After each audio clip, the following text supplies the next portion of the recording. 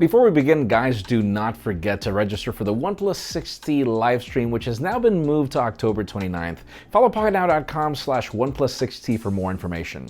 Samsung just released a teaser, and we could be seeing their foldable phone in pretty much 2 weeks. Looks like it's going to be a jolly holiday season for Apple with the iPhone XR sales, and Google and Apple are fixing their issues when it comes to their cameras. I'm Jaime Rivera, and I apologize for the face. I'm on 2 hours of sleep, traveling like crazy. Back on studio number 2. This is Pocketnow Daily.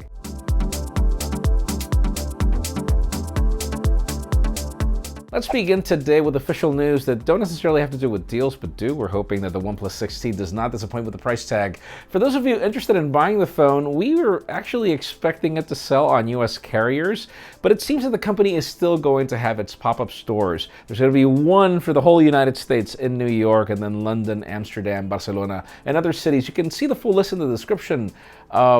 US carriers, I thought that was going to be it, but cool. I mean, these pop-up stores are still great. Now, let's talk about the HTC Exodus 1, which just became official. The whole blockchain phone that's actually pretty much just an HTC U12 Plus with a different backing, and well, specifications aren't bad. You can see them in the description. The most interesting part about this phone is that even though I'm still scratching my head over the purpose of this device, you can only buy it with Bitcoin or, you know, cryptocurrency, 0.15 Bitcoin. Yeah, I know. It's funny. Now let's talk about both Apple and Google. These are actually separate news stories, but they have to do with the same thing. As well, Google is having issues when it comes to the camera roll of its Pixel 3 devices, where you take a photo and the photos are not there, so apparently a fix is coming. But also Apple is going to release iOS 12.1, and one of the fixes that's coming is that, well, the beauty mode is no longer going to make me look as good as I look in these photos, because that's the only way I'm going to actually end up looking well. But anyways, it seems that that's going to be a change that's coming in addition to other enhancements in the camera. Stay tuned for that. I'm probably not going to update my phone.